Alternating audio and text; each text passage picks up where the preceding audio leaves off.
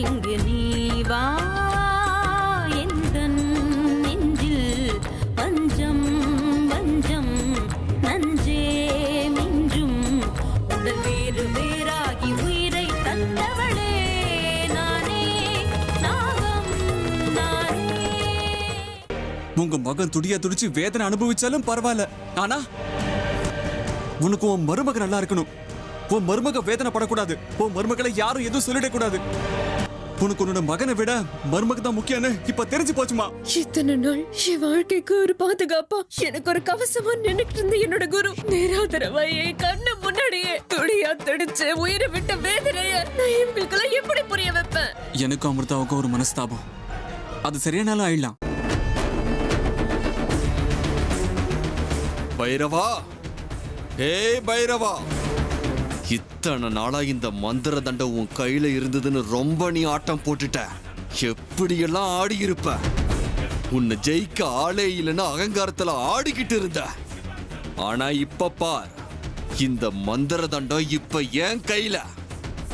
இனி நான் பாக்குறேன் என்னை தடுக்க யார் இருக்காங்கன்னு. பைரவா, என்னோட இந்த வெற்றி கொண்டாட்டத்தை ஒரு முறையாவது நேர்ல பார்த்து வைத்தறிச்சல் படத்துக்காக என் முன்னாடி வா பைரவா, வா.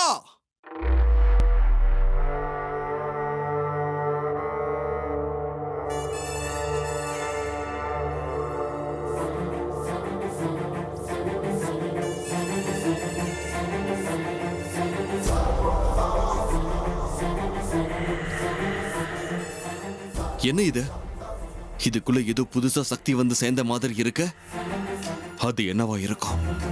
அது எதுவா இருந்தாலும் என் கண்ணு முன்னாடி வந்து நிக்கணும். ஜெய் மகாருத்ரா.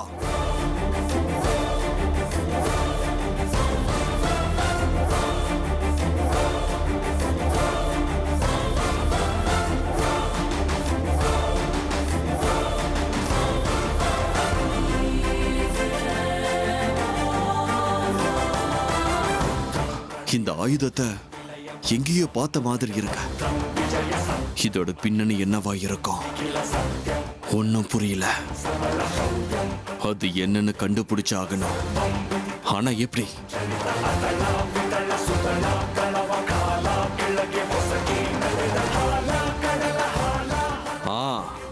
யக்ஷா, யக்ஷனை இப்பவே வர வைக்கிறேன். ஜெய் மகாருத்ரா.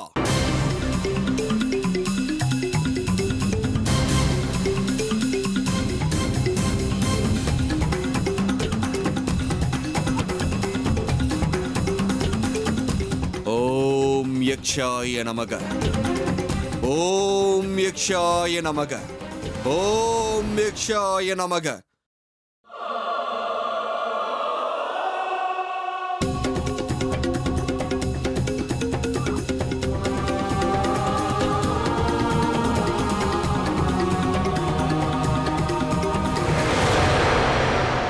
யக்ஷா, யக்ஷா, இந்த ஆயுதத்தோட பின்னணி என்னன்னு எனக்கு தெரிஞ்சாகணும்.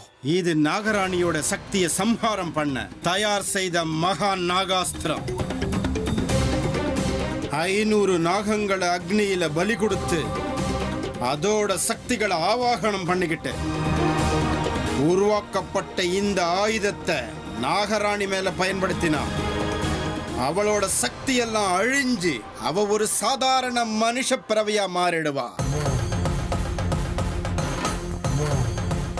அற்புதம், அற்புதம் யக்ஷா.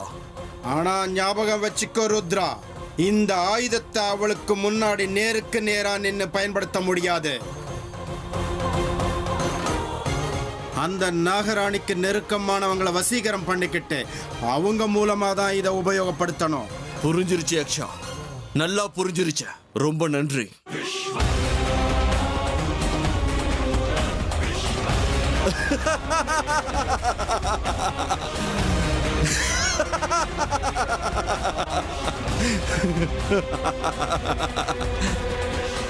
நாகராணி, இத வச்சே உன் கதையை நான் முடிச்சு காட்டுறேன். ஜெய் மகாருத்ரா.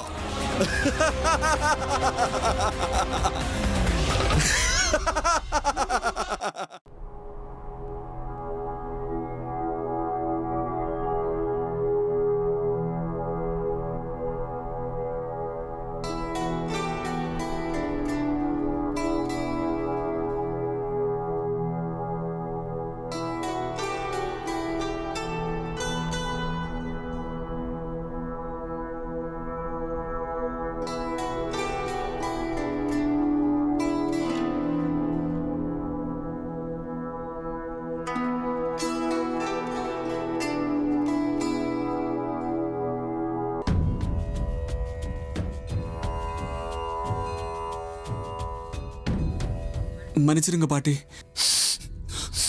அர்ஜுன், எதுக்குடா அழற? கைய விடு. என்னப்பா இது? நீ எதுக்கு என்கிட்ட மன்னிப்பு கேட்கணும்? எனக்கு தெரியும் பாட்டி, இன்னைக்கு அமிர்தோட நடவடிக்கையால உங்க மனசு ரொம்ப வேதனைப்பட்டிருக்கும். இது வரைக்கும் இந்த வீட்டுல யாருமே உங்க முன்னாடி நின்று அந்த மாதிரி பேசினதே இல்லை. அவங்க சார்பா நான் உங்ககிட்ட மன்னிப்பு கேட்டுக்கிறேன். இனிமே இந்த மாதிரி நடக்கவே நடக்காது. சரியான பைத்தியம்டா நீ. அவ ஏதோ முட்டாள்தனமா நடந்துகிட்டா, அதுக்கு நீ என்கிட்ட மன்னிப்பு கேட்கணுமா? நீ யாரு? இந்த வீட்டு இளவரசன்டா. நீ எப்படிப்பட்டவ, உன் மனசு எப்படிப்பட்டதுன்னு எனக்கு தெரியாதா அர்ஜுன்? யாரோ செஞ்ச தப்புக்கு நீ எதுக்கு இப்படி வருத்தப்படுற? உன்னையே என்கிட்ட வந்து மன்னிப்பு கேட்க வச்சாலே அந்த அமிர்தா, அவளை நான் சும்மா விட மாட்டேன். சரியான பாடம் கத்து கொடுக்கறேன். வேண்டாம் பாட்டி, இந்த விஷயத்தை இப்படியே விட்டுடலாம். அதை பத்தியெல்லாம் பேசி இனிமே எந்த பிரயோஜனமும் இல்லை. அவளுக்கு எப்படி வேணுமோ அப்படியே இருந்துக்கிட்டோம். அவங்க சகவாசமே வேண்டாம். நம்ம பாட்டுக்கு நம்ம இருந்துக்கலாம். தேவையில்லாம இந்த சண்டை, மனஸ்தாபம் இது எல்லாத்தையும் பார்த்து ஏற்கனவே நான் வெறுத்து போயிட்டேன். என்ன அர்ஜுன், சண்டை மனஸ்தாபம்லாம் பேசிட்டு இருக்க? யார பத்தி?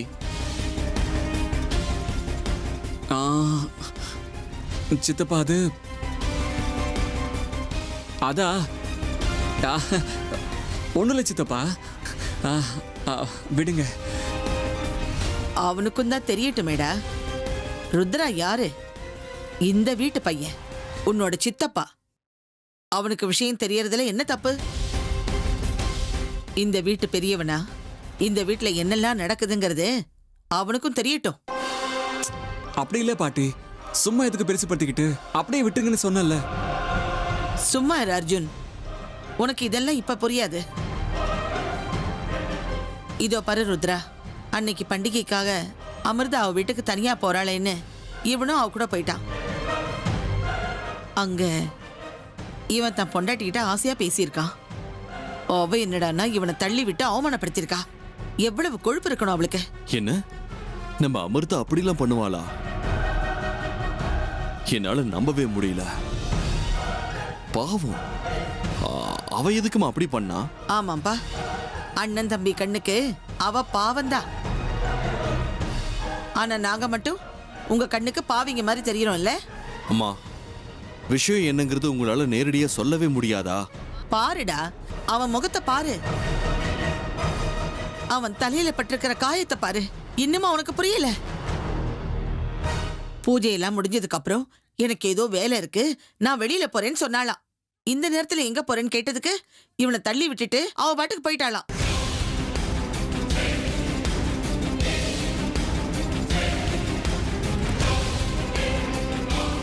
நான் தெரியாம தான் கேக்குறேன். நீங்கள்லாம் ஆம்பளைங்க, நேரங்கட்ட நேரத்துக்கு போவீங்க. அவ பொம்பளை பொண்ணு, அந்த நேரத்துக்கு வெளியே போறான்னா அப்படி என்னடா பெரிய வேலை இருக்கும்? அப்படியே அர்ஜுன், பாட்டி சொல்றதுல உண்மையா? அது சித்தப்பா. அர்ஜுன், என்கிட்ட சுத்தி வளைச்சு பேசாத. பாட்டி சொல்றது உண்மையா? ஆமா சித்தப்பா, என்னமோ முக்கியமான வேலை இருக்குன்னு சொல்லிட்டு வெளியில போனாங்க.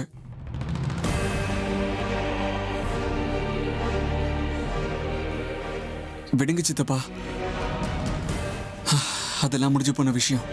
அதை பத்தில நீங்க யோசிக்க வேண்டாம். பாட்டி, உங்களுக்கும் தான். நேரமாச்சு, படுத்துக்கோங்க, போங்க. சரி சரி அர்ஜுன், நீ அப்புறம் வந்து பாரு. உன்கிட்ட கொஞ்சம் பேச வேண்டியிருக்க. சரிங்க சித்தப்பா.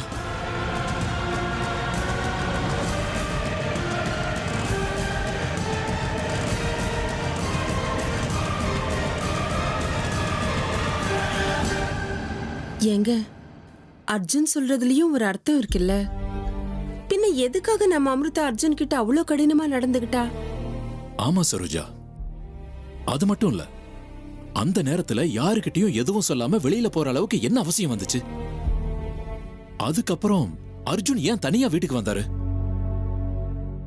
அதுக்கப்புறம் அமிர்தா கோவமா லேட்டா வீட்டுக்கு வந்தா. அவ எங்க போயிருந்தா? இந்த மாதிரி நடந்துக்க வேண்டிய அவசியமோ தேவையோ அவளுக்கு என்ன இருக்கு?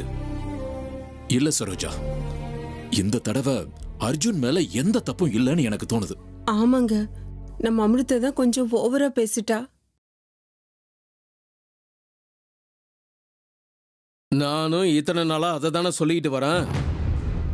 அந்த பொண்ணோட பழக்க வழக்கம்லாம் விசித்திரமா இருக்கு. அது சாதாரணமான பொண்ணு கிடையாது. அவகிட்ட இருந்து விலகிருங்கன்னு சொல்லிட்டு தான் இருக்கேன். ஆனா யாரும் என்ன புரிஞ்சுக்க மாட்டேங்கிறீங்களே. சித்தப்பா, நீங்க என்ன பேச்சு பேசுறீங்க? அமிர்தா நார்மல் பொண்ணு இல்லைன்னா என்ன அர்த்தம்? புருஷன் பொண்டாட்டி சண்டை போட்டுக்கிட்டு மனஸ்தாபத்துல இருக்காங்க. அதுக்கு என்ன காரணமா இருக்கும்னு நாங்க 2 பேரும் இங்க மண்டையை போட்டு உடைச்சிட்டு இருக்கோம். நீங்க என்னடான்னு சம்மதமே இல்லாம பேசுறீங்க. இப்படி எல்லாம் பேசாதீங்க மாமா. நான் சம்பந்தமே இல்லாம என்னென்னமோ பேசுறேன்னு உங்களுக்கு இப்ப தோணலாம். ஆனா கொஞ்ச நாள் டைம் கொடுங்க. நான் என்ன பேசுறேன், எதுக்காக இப்படி பேசுறேன்னு உங்களுக்கு கொஞ்ச நாள்ல டீட்டெயிலா புரிய வைக்கிறேன். அவளை பத்தி எனக்கு நல்லா தெரிஞ்சிருந்தோம் உங்ககிட்ட இத்தனை நாளா ஏன் சொல்ல முடியலன்னு கொஞ்ச நாளே உங்களுக்கு புரிய வைக்கிறேன். பொறுமையா இருங்க. ஏங்க, மாமா என்ன சொல்லிட்டு போனாரு? எந்த உண்மையை பத்தி பேசிட்டு போறாரு? என்னமோ இவரு பேசுறது சில நேரத்துல அவருக்கே புரிய மாட்டேங்குது சரோஜா. அவர் பேச்சை எல்லாம் புரிஞ்சுக்கிறதுக்கு அந்த பிரம்மனே வந்தாலும் முடியாது.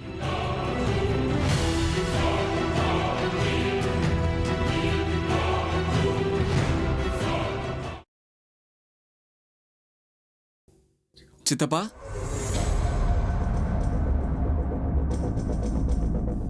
சொல்லுங்க சித்தப்பா. என்கிட்ட என்னமோ பேசணும்னு சொன்னீங்க. அமிர்தா உங்ககிட்ட அந்த மாதிரி நடந்துக்கிட்டான்னு தெரிஞ்சதும் என் மனசு ரொம்ப வருத்தமா இருக்கு அர்ஜுன். அமிர்தா இப்படியெல்லாம் பண்ணுவாளான்னு என்னால நம்பவே முடியல. சித்தப்பா, இப்ப இந்த பேச்சு தேவையா? தேவை அர்ஜுன். இத பாரு, உங்க அப்பா இப்ப ஊர்ல இல்ல. இந்த நேரத்துல உங்க அப்பா இடத்துல இருந்து உன்னை பாத்துக்கிற பொறுப்பு என்கிட்ட தான் இருக்க.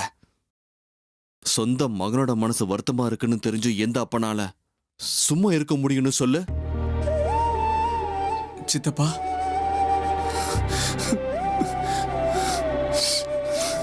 தைரியமாயிரு அர்ஜுன். கொஞ்சம் அமைதியார. இது பாரு, அங்க என்ன ஆச்சுன்னு டீட்டெயிலா சொல்ல. எந்த இடத்துல பிரச்சனை ஆரம்பிச்சதுன்னு அப்பதான் தெரியும். அன்னைக்கு சாவித்திரி விரத பூஜை சித்தப்பா. பூஜை முடிகிற வரைக்கும் நல்லா இருந்தாங்க. அதுக்கப்புறம் அவங்களுக்கு சாப்பாடு ஊட்டி விட போனேன். அவங்களுக்கு என்னாச்சுன்னு தெரியல, திடீர்னு ஷாக்கான மாதிரி எழுந்து நின்னாங்க. நான் போகணும், முக்கியமான வேலை இருக்கு, நான் தனியாக தான் போகணும்னு அடம் பிடிச்சாங்க. கடைசியில் அவங்க நினைச்சதை சாதிச்சிட்டாங்க சித்தப்பா. அப்படியா? ரொம்ப விசித்திரமா இருக்கே. அப்ப டைம் கரெக்டா எவ்வளவு இருக்கும்? அப்ப டைம் ஒரு 10 மணி இருக்கும் சித்தப்பா. அப்படியா? அப்ப போனவ எப்ப திரும்பி வந்தான்னு உனக்கு ஞாபகம் இருக்கா? அது சரியா ஞாபகம் இல்லை, ஆனா ரொம்ப லேட்டாக தான் வந்தாங்க. ஏன் சித்தப்பா? ஒன்றும் இல்லை அர்ஜுன். சரி சரி, நீ போய் படுத்துக்கோ. இந்த விஷயத்தை பற்றி நம்ம அப்புறம் பேசிக்கலாம். சரிங்க சித்தப்பா.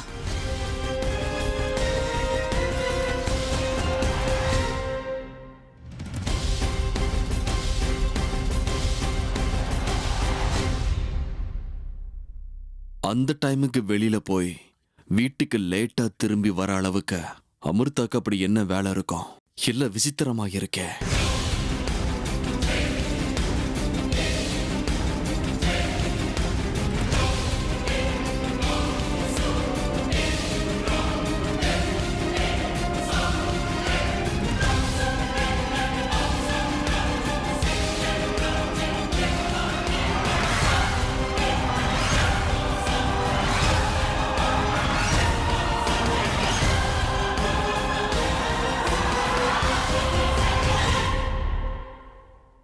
எங்க நாம் என்னமோ அன்னைக்கு அமிர்தாவோட ரகசியத்தை பத்தி தெரிஞ்சுக்கணும்னு பேசிக்கிட்டோம்ல, ஆனா எங்க ஆரம்பிக்கிறதுன்னு எதுவுமே புரியலையே. உண்மையிலே நம்மளால இதெல்லாம் முடியுமா? இல்ல அவ சாதாரண பொண்ணா இருந்து நாம தேவையில்லாம சந்தேகப்படுறோமா? இல்லங்க, அது எப்படி அவளுக்கு ஏதோ ஒரு புதிய சக்தி இருக்கும்? ஆமா ராஜி, நீ அவளை பத்தி சந்தேகப்படுறது கரெக்ட் தான். அவகிட்ட உண்மையிலேயே ஒரு பெரிய ரகசியம் இருக்கு. இத்தனை நாளா இந்த வார்த்தையை கேட்டு கேட்டு எனக்கே அழுத்து போச்சுங்க. வாயை திறந்து சொல்றதுக்கு என்ன? உங்க நாக்கு என்ன கட்டி போட்டிருக்கா? ஆமாம்மா, கட்டி தான் போட்டிருக்கு. விளையாட்டுக்கு சொல்லல, இதுதான் உண்மை. ரகசியம் வெளியில தெரியாத அளவுக்கு அவ என்னமோ பண்ணிருக்கா. அதனாலதான் இத்தனை நாள் சும்மா இருந்தேன். இப்ப நீ நல்லா கேட்டுக்கோ. அன்னைக்கு நீ சொன்ன மாதிரியே ஒரு நல்ல மந்திரவாதியை கண்டுபிடிக்கணும். அவர் மூலமா அமிர்தாவை பத்தின ரகசியத்தெல்லாம் வெளியில கொண்டு வரலாம். என் வாயை கட்டி போட்டு அவளோட ரகசியத்தெல்லாம் மூடி மறைக்கணுங்கிற எண்ணத்துக்கு சரியான பதிலடி கொடுக்கணும். இனிமே சும்மா இருக்க முடியாது. அவளை இந்த வீட்டில இருந்து மட்டும் இல்ல, இந்த உலகத்தை விட்டு வெளியில அனுப்பணும். செஞ்சு காட்டுறேன் பாரு. ஏங்க, ஒரு மந்திரவாதியை நம்ம கூட்டிட்டு வந்தோம், ஆனா எதுவுமே பிரயோஜனப்படலையே. இப்போ இன்னொரு மந்திரவாதியை எங்கேன்னு போய் தேடுறது? ஏன் தேட முடியாது? அவனே கிடைக்கலனாலும் அவனோட ஒரு பெரிய ஆளை கண்டுபிடிக்கலான்னு பேசணும்ல. அது சரி, அந்த பாபா எங்க? ஆளையே காணுமே. என்ன அவர்கிட்டே போய் கேட்கலான்னு எனக்கு தோணுது. வேண்டாம் ராஜி, அந்த ஆள் வேண்டாம். வேற ஒரு ஆளை தேடலாம். இந்த தடவை அந்த ஆளை விட பெரிய ஆளை பிடிக்கிறேன் பாரு. உனக்கு என் மேல நம்பிக்கை இருக்குல்ல? அது போதும் எனக்கு. அந்த பாபாவை விட திறமசாலியா நிச்சயம் யாராவது இருப்பாங்க. நிச்சயம் கிடைப்பாங்க. பார்த்துக்கிட்டே இரு.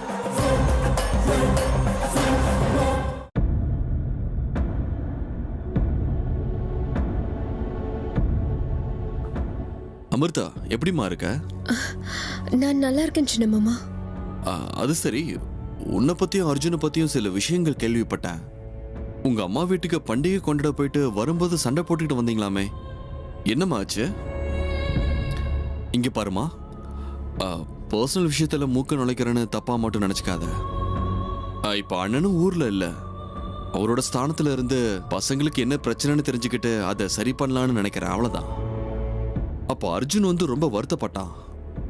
உமுகத்திலேயும் வருத்தம் தெரியுது. என்னம்மா ஆச்சு? அர்ஜுன் உன்னை ஏதாவது கஷ்டப்படுத்திட்டானா?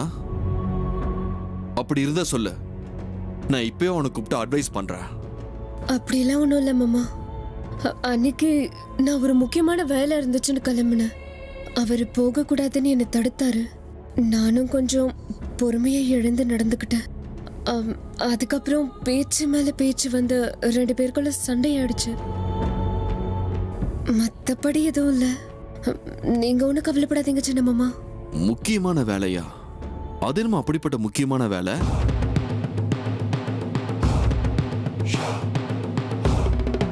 சொல்ல அமிர்தா, உன்னதானே நான் கேக்குறேன்.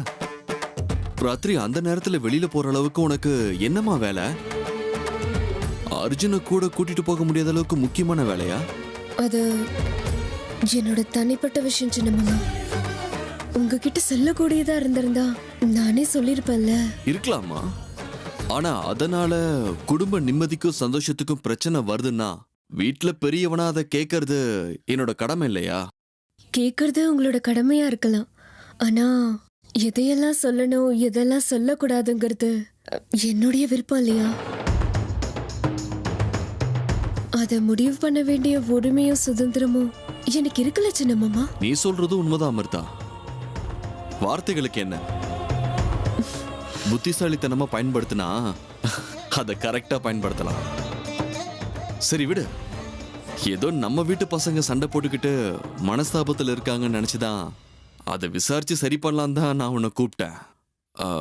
மற்றபடி வேற ஒன்றும் இல்லைம்மா.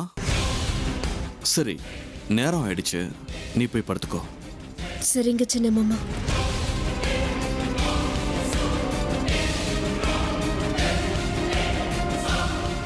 அமிர்தா, விஷயத்தை நீ எவ்வளவு அழகா சமாளிச்சிட்டல்ல.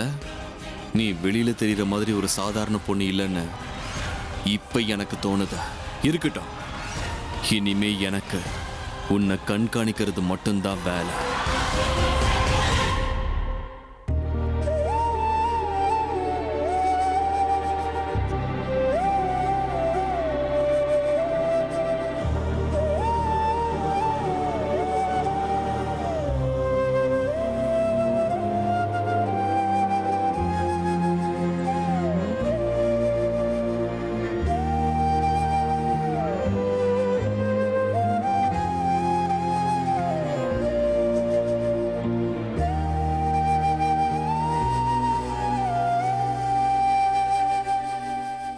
அர்ஜுன் அது